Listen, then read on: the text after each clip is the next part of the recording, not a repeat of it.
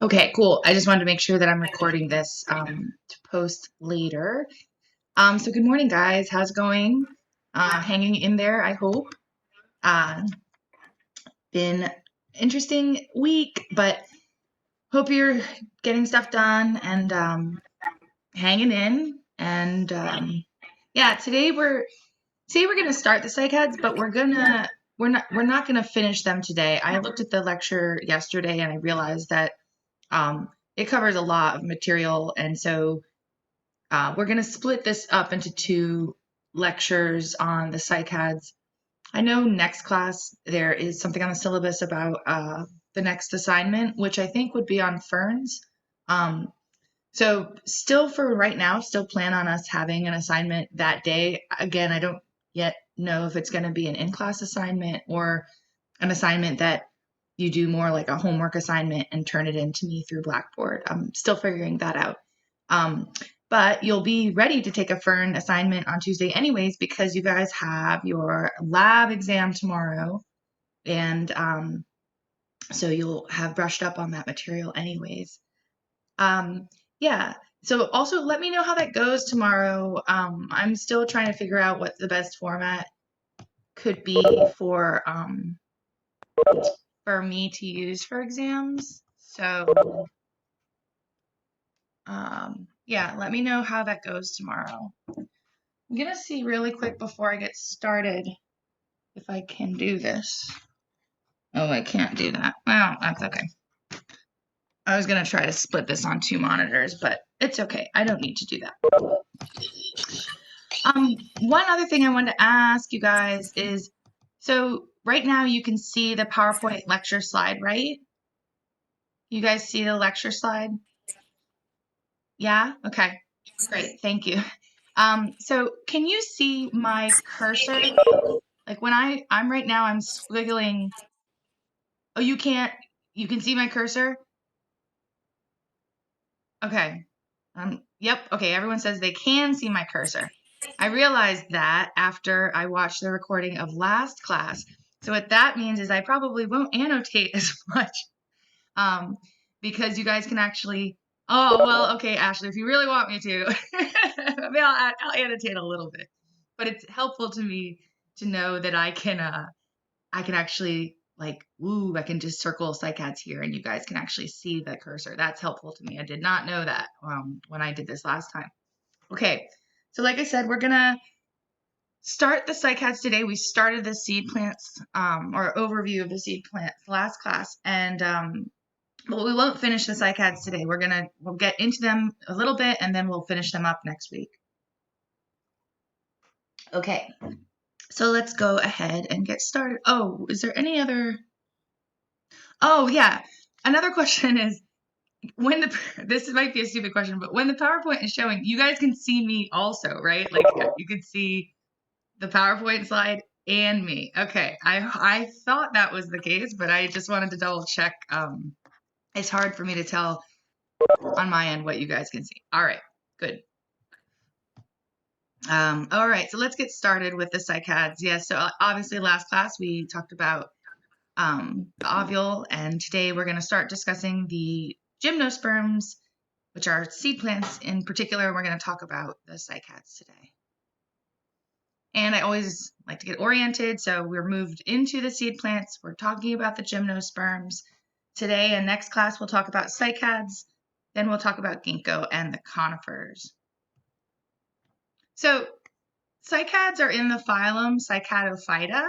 So the way you pronounce it is Cycadophyta. And they're a pretty common plant. You see them a lot of times as house plants, and if you live down south or out west in the desert, you see them as landscaping plants.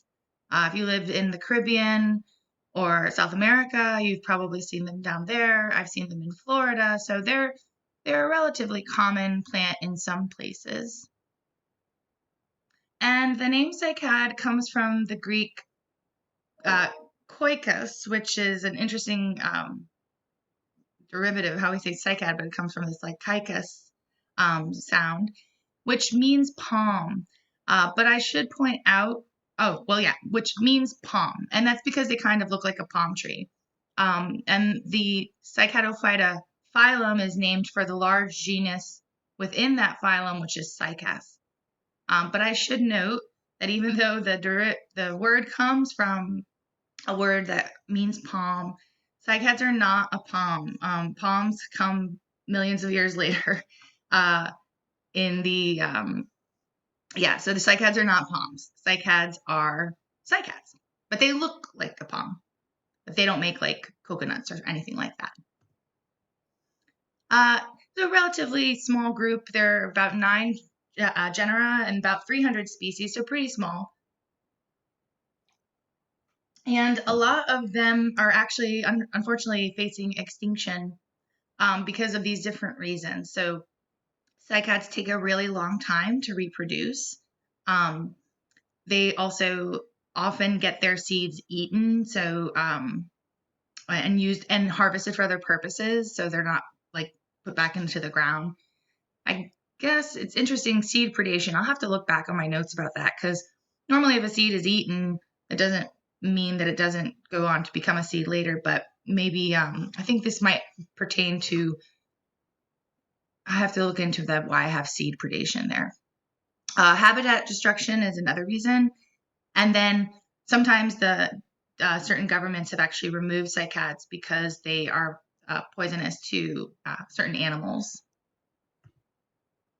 It's like, I love this slide. It's like super old, like wow, 1970s slide. So cycads are from the Permian period, which is about 275 million years ago, and but they really diversified a lot, or a lot of new species and things during the Jurassic period.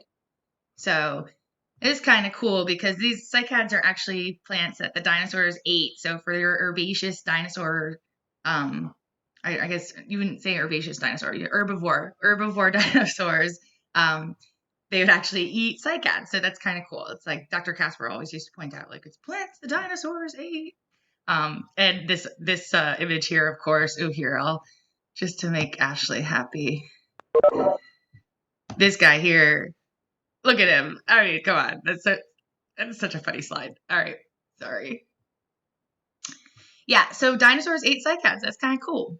The first plant we've talked about so far that dinosaurs probably ate, so pretty neat. Oh,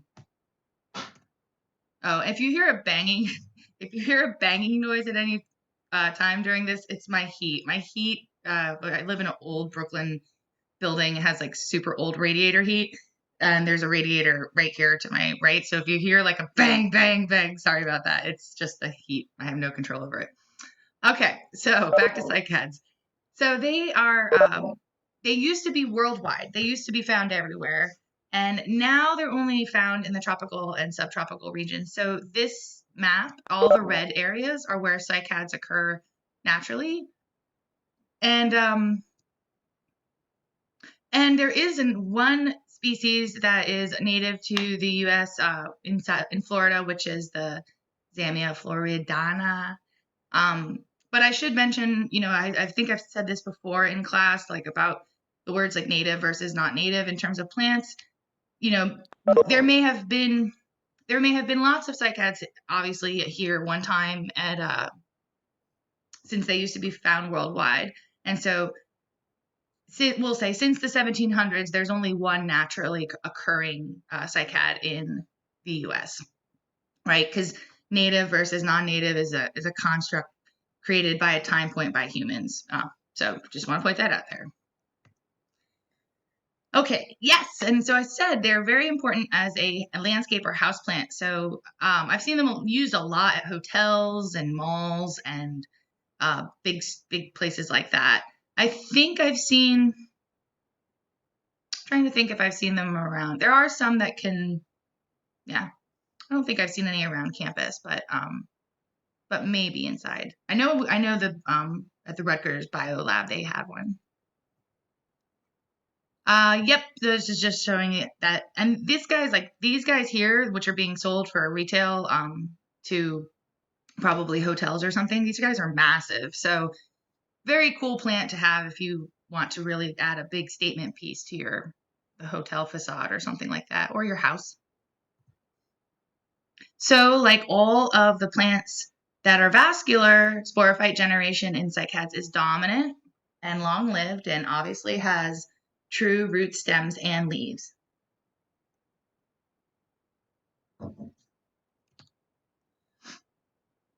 And cycads follow two specific types of habit. So sometimes they're columnar in that their trunk is like long and skinny. And we think that this columnar habitat is the more primitive or earlier form.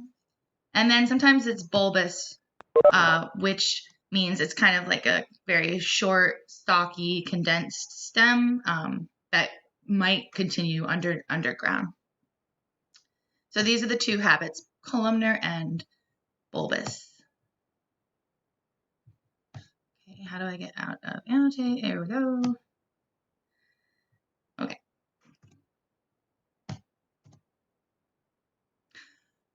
Cycads have leaves that are megaphylls, right? They're no more microphylls anymore. The only ones that had the microphylls were those in the Lycopodiophyta. So we have megaphylls, and the leaves of cycads have the same leaf parts that we've already talked about in the ferns, right? You have the blade, which is the green part. You have the rachis, which is the kind of stem part that's inside of the blade.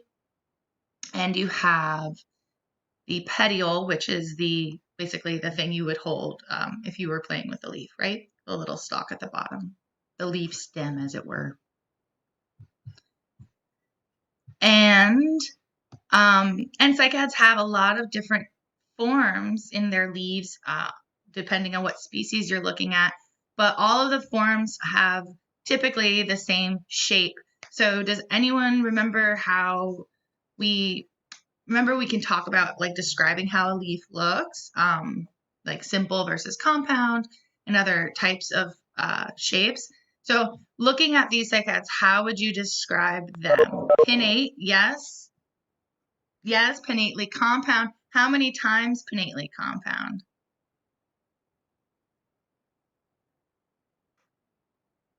10? 1, yes, 1 times pinnately compound, indeed. So that's how we would describe these cycads leaves. If you couldn't remember that, just to kind of remind you guys of the what that even means. So here's a 1 cycad leaf. So yeah, that's 1 leaf, 1 single leaf. I know it looks like a lot of leaves, but it's just 1 leaf because it only has 1 bud. And the reason it's 1 times pinnately compound is because you have these pinna, right? Let me just pull this up so I have it here as well. You have these pinna, and this one only has the one division of pinna, so that's why we call it 1 times pinnately compound. So sometimes, most of the time, you don't find branching in cycads. Most of the time, it's like just a columnar straight shape or a bulbous shape, and no real branches, just like leaves coming out on top. But sometimes in the much older trees, you might see some form of branching, it kind of just looks like little stunted parts of the trunk. But it does branch occasionally, not usually. So the leaves of cycads are evergreen. They don't fall off every year. They last for years and years and years.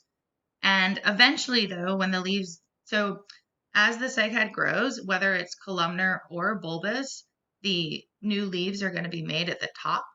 And so as the cycad grows, the older leaves over time will die. And you can see them here in this drawing or in this picture, kind of all these brown leaves hanging down. Those are the older leaves that have died.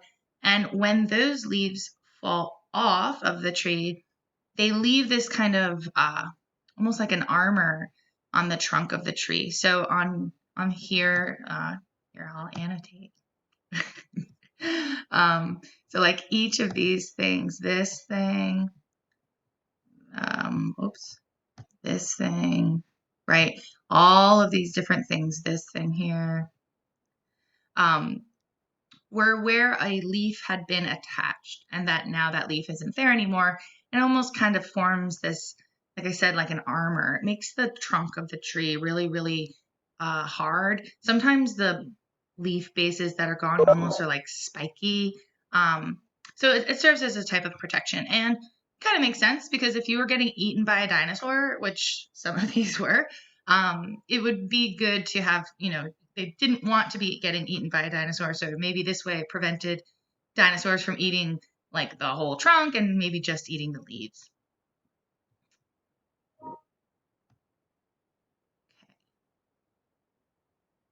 Okay. Oops.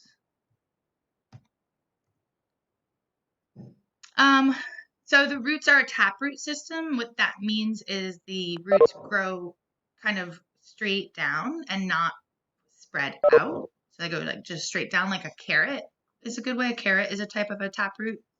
And sometimes the roots are apogeotropic. Some books might say coralloid, but I like the word apogeotropic because it's a fun word to say, apogeotropic, which means sometimes the roots will actually grow out of the soil. So I will show you when they grow out of the soil. And so the reason I like using the word apogeotropic is because the word apogeotropic literally means to turn away from the earth. So instead of turning into the earth like other roots, these roots turn away from the earth and actually grow out of the soil. So apo comes from the Greek apo, which means away from. Geo means earth. And then tropism refers to tropus, which means to turn. So apogeotropic, to turn away from the earth. This is a picture of that. So this kind of looks like peanuts maybe, or coral. But this white kind of stuff are those apogeotropic roots growing out of the soil. So if you ever buy a cycad and you have one, and you start to see these things coming out of the soil, it's not some pest or anything like that. It's just this type of root that grows outside of the soil. Yeah. So Gabrielle is asking if you can cut them. I know they're not very attractive, right? Like if I had this as a landscape plant, I don't think I would particularly like maybe that as like that look. But you probably can cut them, but I don't know if it would ultimately be good for your cycad. Probably what I would do is if I had one that was growing and it started to grow these things, I might plant some smaller plants in front of the cycad that are short to kind of, disguise the fact that that's happening. But yeah, you probably can cut them, but it may ultimately kill your cycad. So these apogeotropic roots have a symbiotic relationship. So we've seen a few symbiotic relationships already in this course. So this is another one. We've seen nostoc, we've seen mycorrhizae, and then now these apogeotropic roots that have a symbiotic relationship with a type of cyanobacteria. And basically the cyanobacteria serve the same purpose they did when they were the nostoc, right? Like they provide nitrogen for the plant, and then the plant roots actually provide a home for the cyanobacteria. So on the left here, you see a close-up of this apogeotropic root. And then in the center, there's a cross-section through the root. And you can see with the naked eye, this ring, like a blue kind of ring inside of this root. So if you didn't know better, if you cut into this root and you saw that, you might think that maybe something was wrong because it kind of looks weird to have this kind of blue ring inside. But if you were to put it under the microscope, you could see this cross-section. And so here, this is a cross-section through the root. And the area that's labeled CZ is where that cyanobacterial, is where the cyanobacteria live inside of the root. So nifty little symbiotic relationship for the cycads. Okay, so we're going to have to talk a little bit about growth today, which is honestly not my favorite topic, but it's something we're going to have to cover, so we'll cover it a bit today. So there's two types of growth. We've already talked about one, which is primary growth. So primary growth is growth by the apical meristem. So in many of the lectures that I've had so far, whenever I've talked about growth, I've said growth is at the apical meristem, right? And that's primary growth. Primary growth gives rise to primary tissues. So in order to have primary growth, you have to have primary meristem, and the primary meristem is going to be the cells that go on to divide and become the different primary tissues. So we've already seen this before, but we didn't really talk about it too much.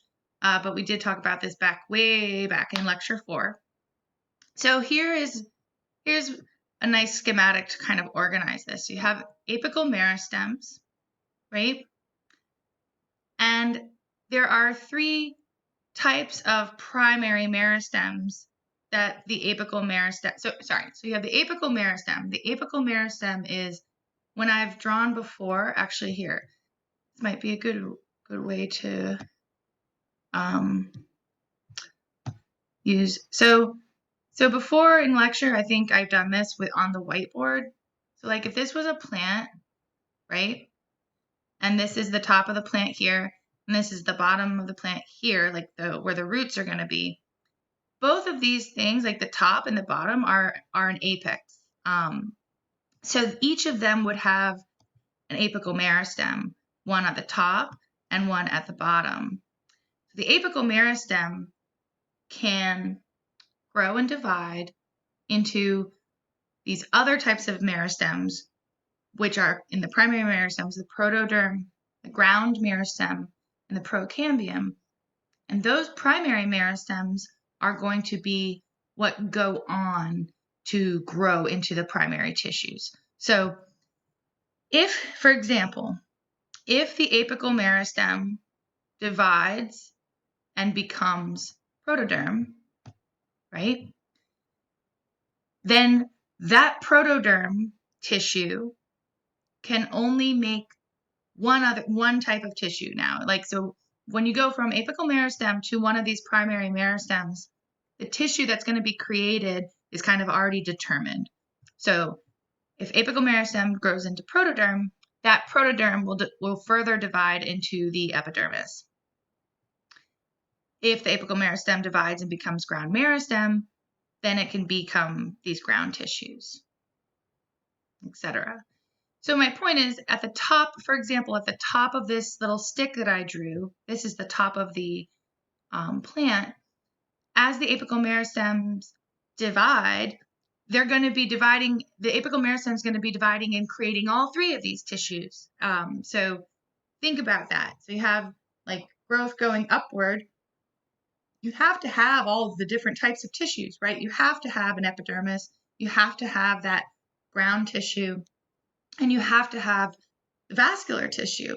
And so as the apical meristem is dividing upward, it's creating these other primary meristems, and then all those primary meristems are going to make what makes all of those other tissues. So I saw a question here. So the apical meristem divides into 3 primary meristems. Yes, the apical meristem divides into these 3 primary meristems, which then go on to make the other types of tissues, the other primary tissues. So this is also from lecture 4 that we've seen before, and this kind of gives you that idea. So if like this plant here, there would be an apical meristem at the top, and it would divide into those 3 primary meristems, and then those primary meristems could create all of these tissue systems so that the plant can get longer. And as we saw in lecture 4, these are the different types of primary tissues in the different parts of the leaf or different parts of the plant, right? So like this is the tissue systems in the leaf, tissue systems in the stem, and tissue systems in the root, right? So I said a few minutes ago, there's 2 types of growth, right? There's primary growth and there's secondary growth. Primary growth is to lengthen, to get longer. So it occurs at the tips, right? At the tip of a branch, you'll have primary growth. At the tip of a root, you'll have primary growth. At the top of a stem, you'll have primary growth because it's needing to get longer. Length, length, length, up long. Secondary growth, which not all plants have, but some plants have, is to increase width of the plant body. So it's two different ways of growing. All plants have primary growth. All plants, even a hornwort has primary growth. All plants have primary growth, but not all plants need secondary growth, which is, again, to increase the width of the plant body. Oh, yeah, well, I just said that.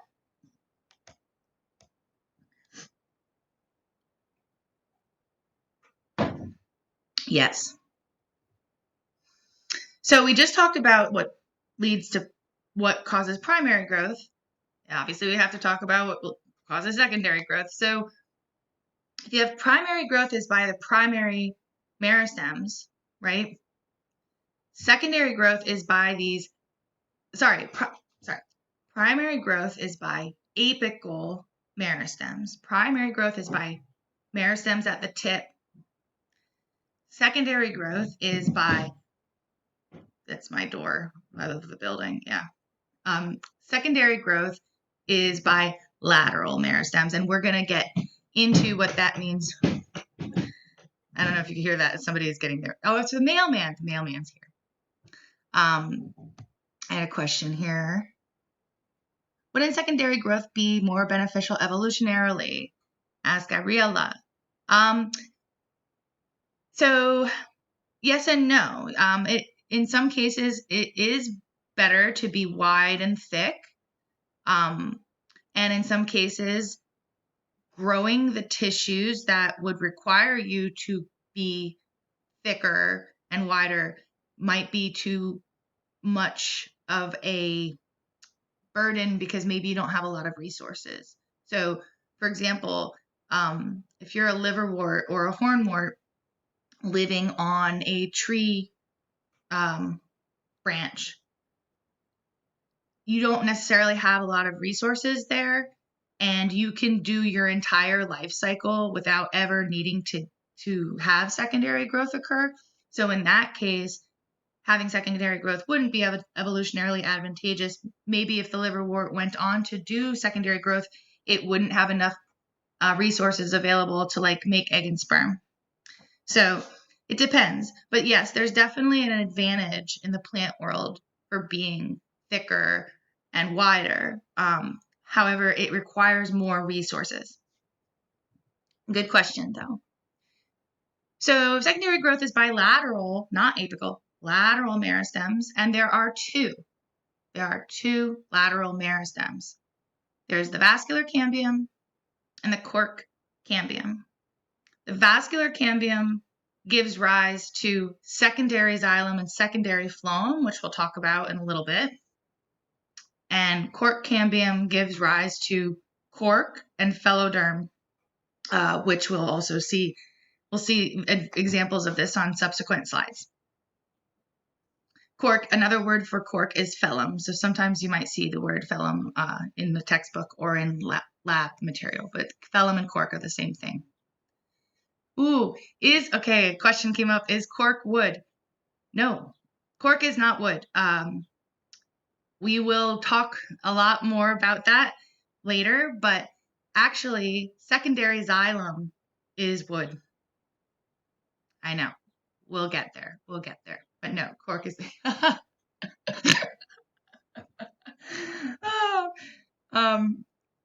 you guys, can you guys see each other's like, so if somebody asks a question, can everybody see it or just me? Everybody, right? Yeah. I thought so. Okay, good. So I don't have to necessarily read everybody's question that they put. Okay, good. I thought so. All right. Yeah. So secondary growth by two lateral meristems, the vascular cambium and the cork cambium. Okay. Why won't this go? Oh, there we go. Oh, yeah. Geez. All right, so don't get too cuckoo about this slide. I know there's a lot going on, but this is a good reference slide for when you're doing like maybe lab material or something like that, where you have to label different parts of the tissues. So this slide just sums up everything that I said, pretty much everything I've said before, right? So this slide shows what would occur in a plant that has secondary growth.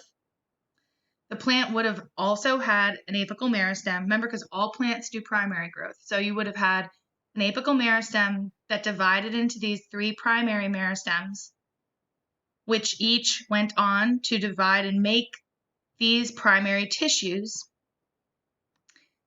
And later in the plant's life, when the plant wants to get thick and wide instead of getting long, the primary tissues will actually have undergoes the chemical change and signaling and divide to make the lateral meristems.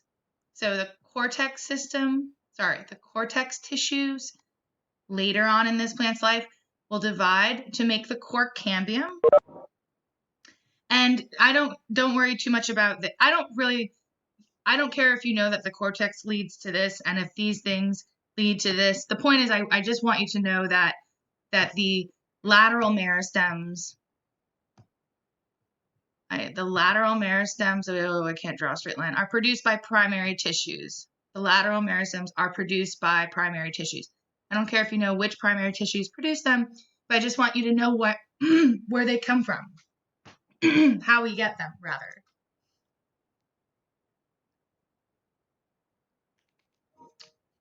So, sorry. So the primary lateral meristems are made by these primary tissues, and then the lateral meristems themselves will go on to make these secondary tissues. Secondary growth is going to come up a lot in this lecture, and then even in the ginkgo and the conifer and the angiosperm section. So if it feels like a lot of information right now, don't worry about it. There's going to be a lot of repetition of these topics.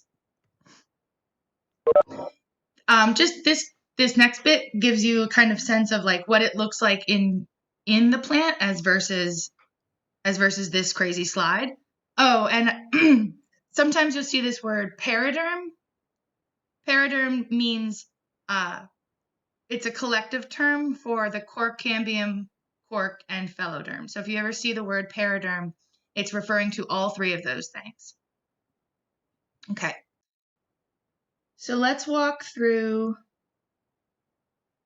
what this might look like. So here we see a cross-section through a stem, and these are highlighting where those 3 primary meristems are located in the stem. So this is a stem with primary growth, and the apical meristem has already divided and already produced these 3 primary meristems. And the primary meristems are going to go on to divide and give rise to these primary tissues. Don't worry about that one. I don't particularly care about that, but that's just it's a transition to the secondary growth. So then this plant has been growing primary growth and now is starting to grow secondary growth. It's starting to get wider. So we still see primary xylem, right? But now we're also starting to see secondary xylem. So that is one of your secondary growth tissues. And notice, and then the blue is your secondary phloem. And so notice the vascular cambium, that's one of those lateral meristems, is giving rise to the primary and secondary phloem and secondary xylem. Again, we're going to have a lot of repetition with this, so don't worry if this seems like what right now.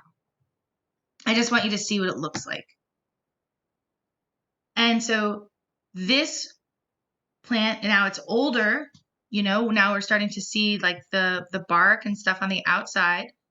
And we're starting to see a transition where now we don't really see that many primary tissues anymore. We still see a little bit of primary xylem in these little dots. We still see a little bit of primary phloem in these little rectangles, but overall it's really starting to be taken over by secondary growth tissues, right? Secondary xylem, secondary phloem is the blue. And then there's that periderm term I showed you, which is the collective term of the cork cambium, and phylloderm.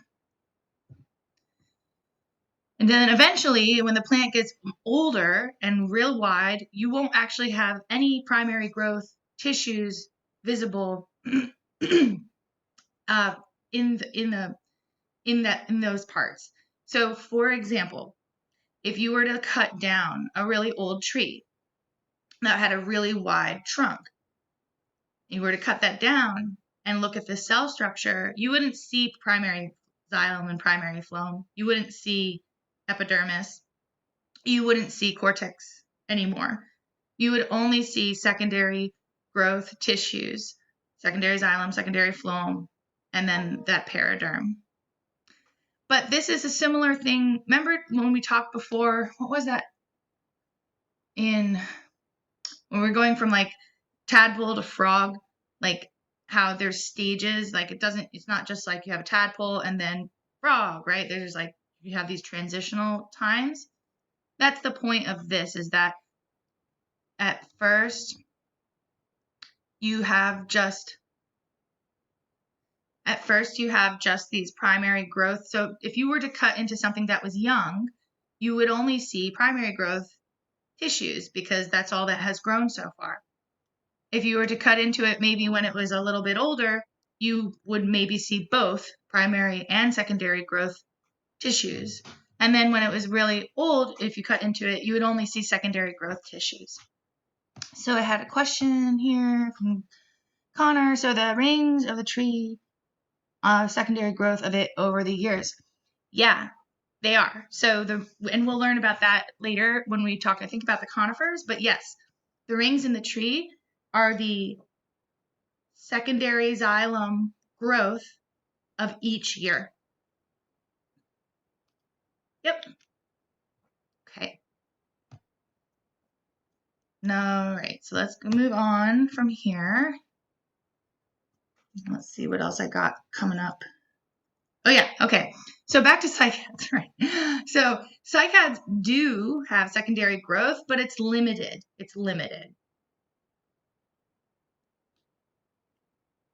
So they have the lateral meristems, they have the vascular cambium, and they have the cork cambium, but they don't produce that much of these secondary tissues. What this means is it's when we talk about the other plants coming up, some of those have abundant secondary growth. Compared to those, cycads have limited secondary growth. One thing that could mean is like you probably wouldn't build a house out of cycad trunks because the secondary growth isn't really abundant. It's kind of like limited. So it wouldn't be a very strong house if you built your house out of cycad trunks. The stele. So remember we talked about there's different ways to organize the stele, and the stele is the vascular tissue, right? These really refer mostly to the primary xylem and primary phloem when we talk about these types of stele organization. I'm going to show you kind of what I mean by that in a second. So here, let's look at this.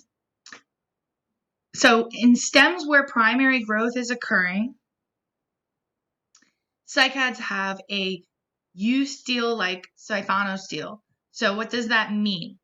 It means in cycad stems where primary growth is occurring, the vascular bundles of xylem and phloem, right, primary xylem and phloem, are in a ring, like a saphenostele, right, in a ring, but they're bundled like we've seen before, kind of like this. So I'll show you that on this next slide. So here, this is a cross section through a younger cycad stem.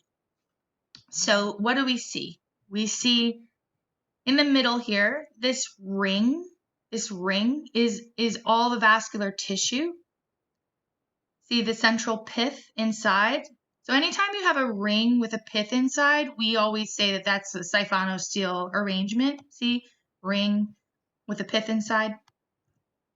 So it has a ring with a pith inside, but the xylem and phloem tissue are bundled together in little packages that make up the ring. So each of these little lines would be xylem and phloem.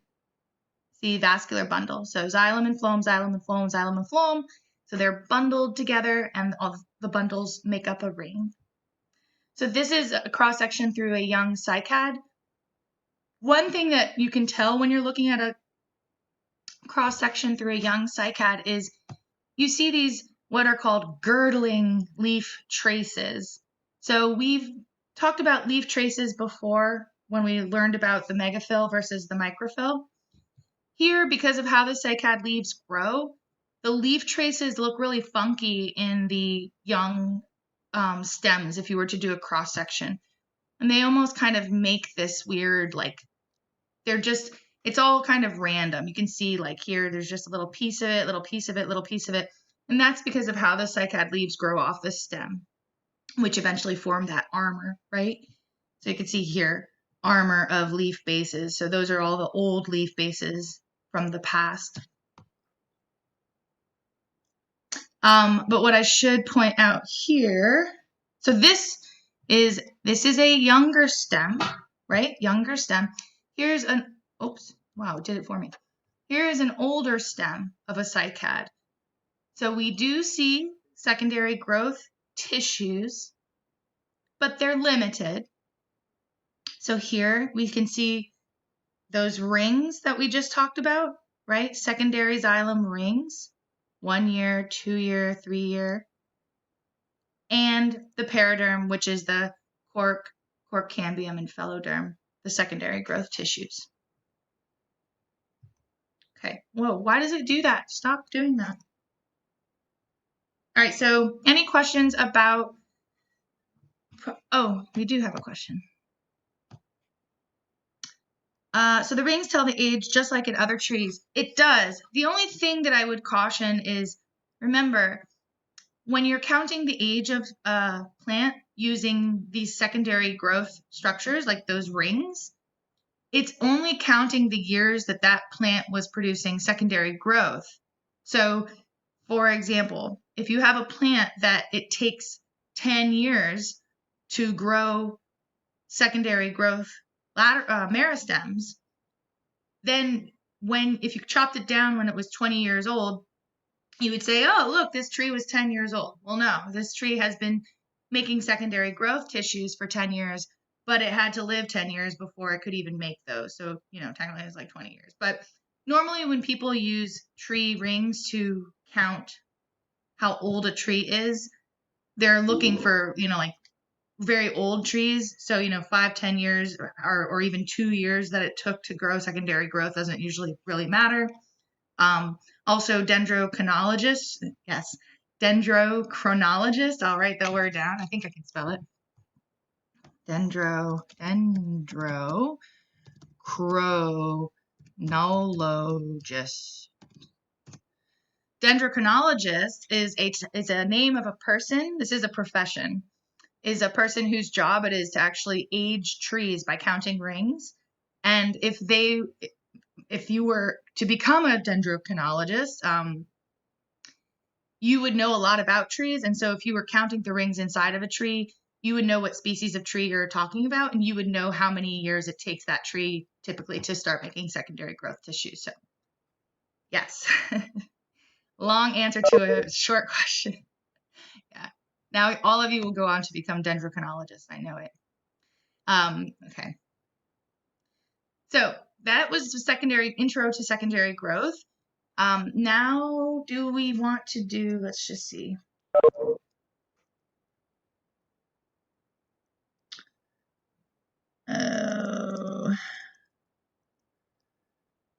Yeah, we'll start this. Let's see where I want to end up here.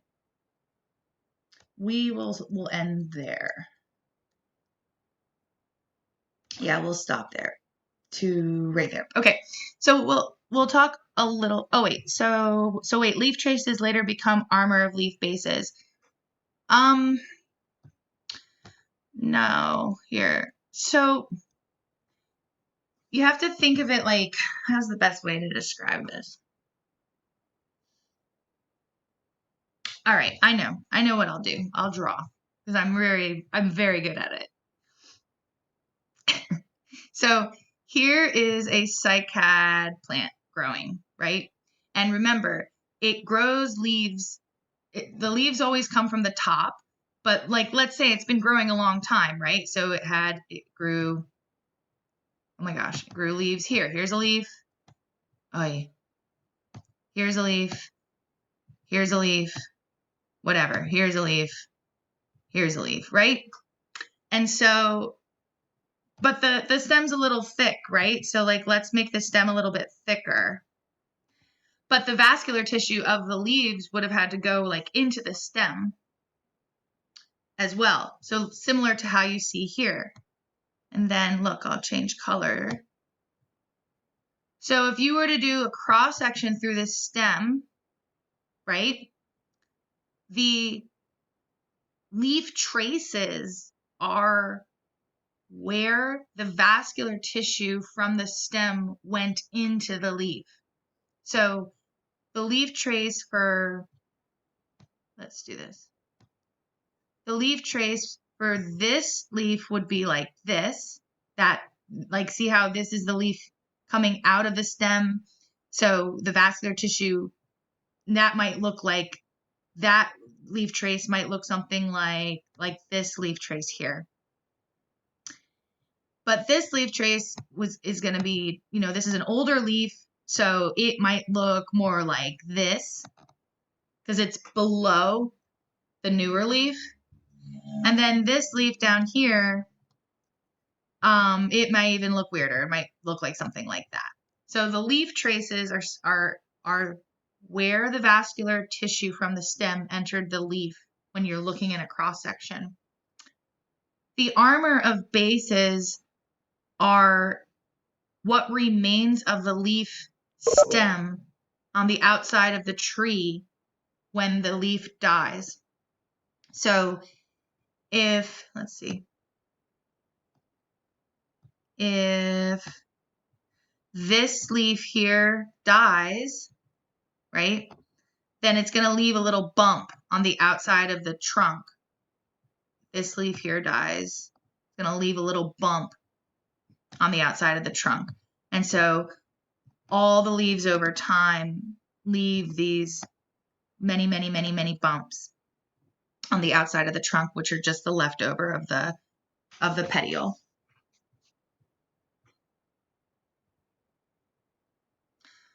Yeah, so eventually the leaves, even though the leaves are evergreen, they can live many, many years, but eventually, they'll just die and just fall off, and they won't be used for other things, but their leaf base, or the leaf bases, will still serve protection for the cycad tree. Okay, successful annotating. I say so myself. All right, so let's just a little bit talk, go maybe for another 10 minutes or so, and then we'll call it. We'll get a little bit into the cycad reproduction. So we learned last time about the ovule, right? And we learned last time that the ovule is made of these parts: the megasporangium, functional megaspore, integument, and the micropyle. And we learned that each megasporangium in an ovule has one functional megaspore, right?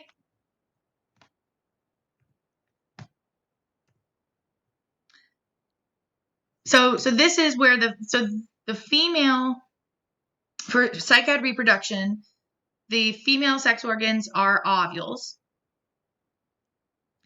and the male sex organs are microsporangia, right?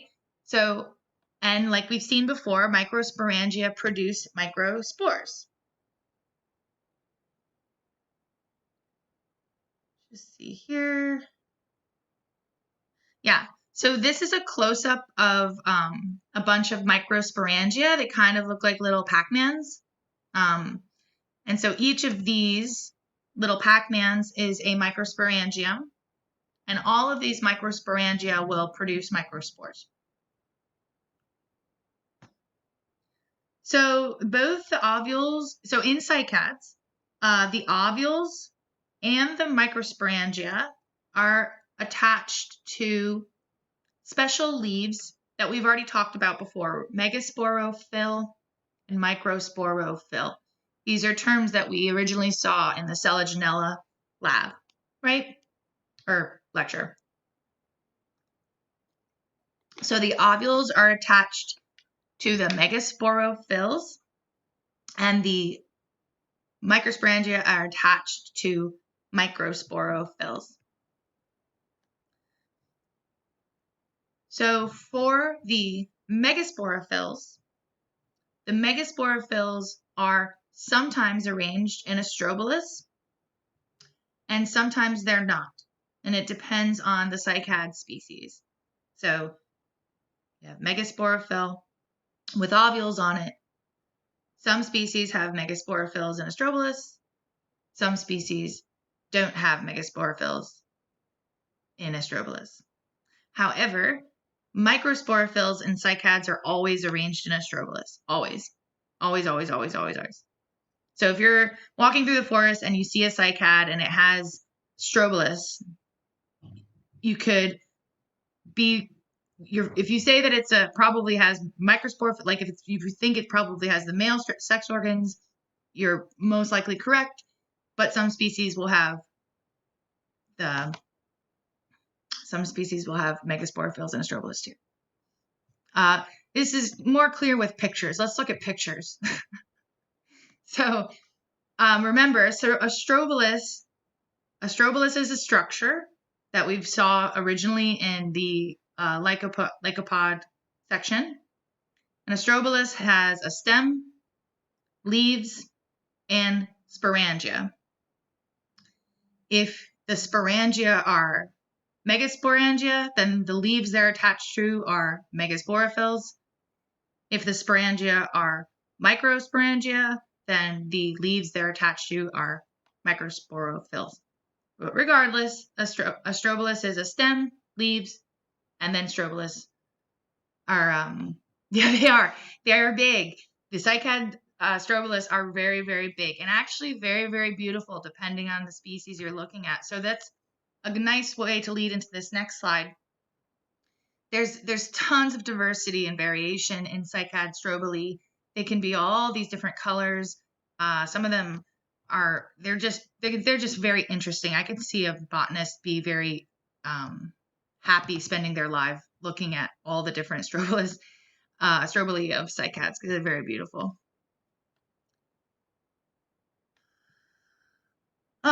Okay, so remember, the gametophyte generation is inside of the spores, right?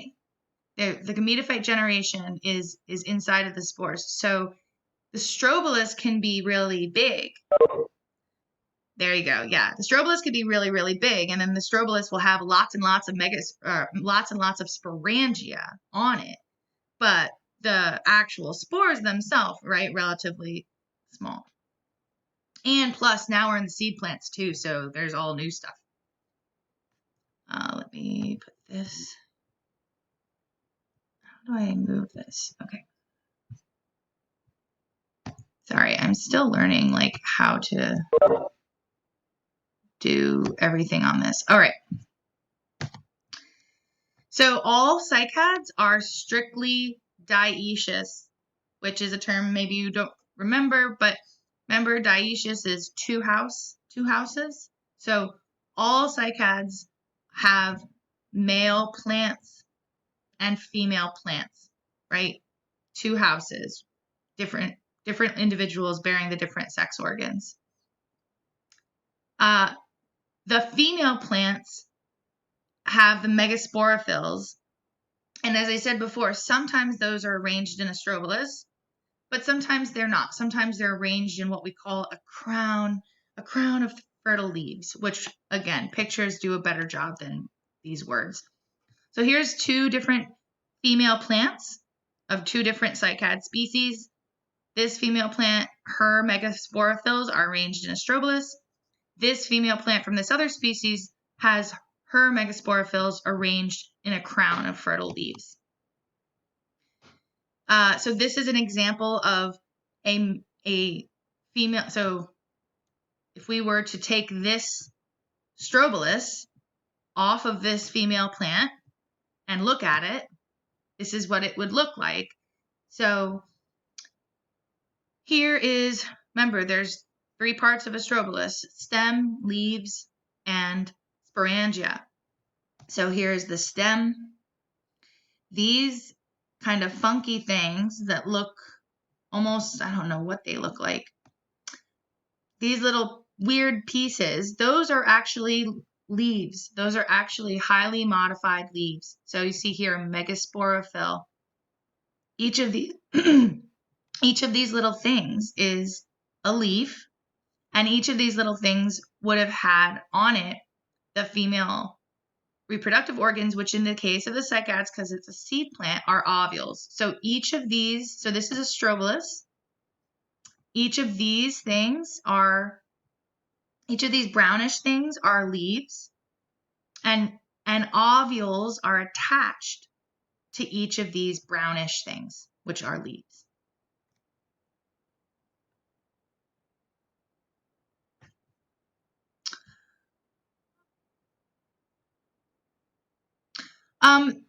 They vary. So there's a question about I guess I should read the questions for the recording. So do the random colors, do the colors of the strobilus have a purpose like poisonous or to attract certain animals? Perhaps. It's colorful because of selection over evolutionary time. So there's some function that the different colors must serve. All right. So that was an example of what a female strobilus looks like on that species. If we were to look at the other tree, right, we had two female trees here from two different species. If we were to look at this female tree who has her megasporophylls arranged in a crown of fertile leaves, probably look like this, something like this. So these megasporophylls look a lot more like leaves, right? The megasporophylls that are in a strobilus, they don't look like leaves to me. They look like these little things, right? In this drawing, there are these little brown things here. That does not look like a leaf, but it is. Whereas here in the fertile crown, or the crown of fertile leaves, yeah, okay, these look like leaves. So these are megasporophylls also. And like before, they would have had, they're on a crown on top of the tree, and there are ovules attached to the megasporophylls. So cycads are strictly dioecious, meaning they have male plants and female plants. Female plants have megasporophylls, and megasporophylls have ovules on them. And depending on the species, the megasporophylls are arranged in a strobilus or in a crown of fertile leaves. Right. So the question is, so the crown of fertile leaves are non-photosynthetic. Correct. Likewise, the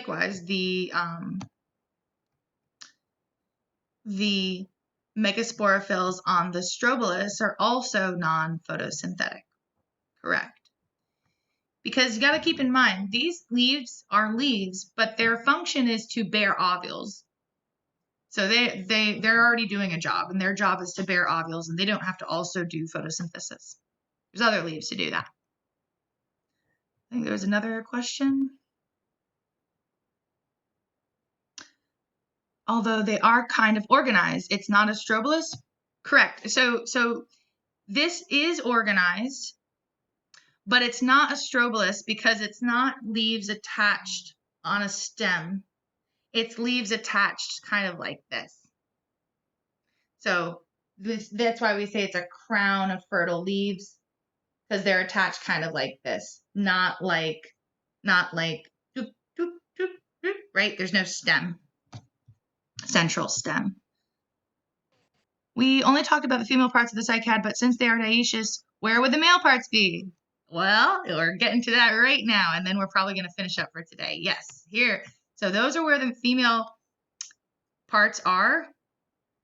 Oh, and before we get on to where the male parts are, just keep in mind that there's a lot of diversity in the megasporophyll shape. So all of these right here in this picture are megasporophylls, and all of them have ovules attached to them. The megasporophylls of the strobilus are usually really short and stout. These almost look like little gnomes or something. But very small, modified, because they all have to fit onto a strobilus, so they're like really small. And then the megasporophylls that make up the fertile crown, they look more like a leaf, right? And the number of ovules on each megasporophyll depends on species. So for example, this species, they only bear 2. This species bears 6.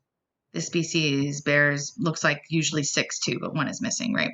So it depends. So, but this is the last thing we'll do before we break for the day. But yeah, so the female plants have a strobilus or a crown of fertile leaves. Male plants always bear their microsporophylls in a strobilus, always.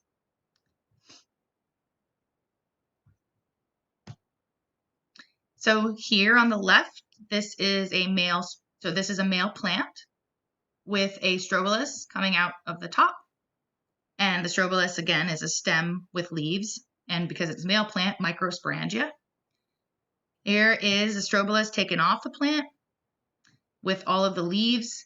If you were to pull one of those leaves off and look at the bottom of it, you would, so here's the leaf that has been pulled off. And look at the bottom of the leaf, you would see all of these microsporangia. I think I even, right, just to knock it home, right? Male strobilus, and then this is the leaves on that strobilus, each of which carry many, many microsporangia. So next class, we'll finish cycads up by going into more into cycad reproduction and learn about some new parts. And then I think that might take up yeah, that'll probably take up Tuesday's class. I'll see. And then we'll begin the ginkgo on Thursday. So thanks, guys. If you have any questions, I'm happy to answer them now, or if you want to send me a follow-up email, that's totally fine too. But thank you so much for joining me, and I hope you guys have a good rest of your day. So email me if you have any questions, and hang in there, guys. Thank you, guys. Yeah, stay healthy, guys. Thank you, Gandhi. See you guys next week. Have a good weekend. And good luck on your exam. Sorry.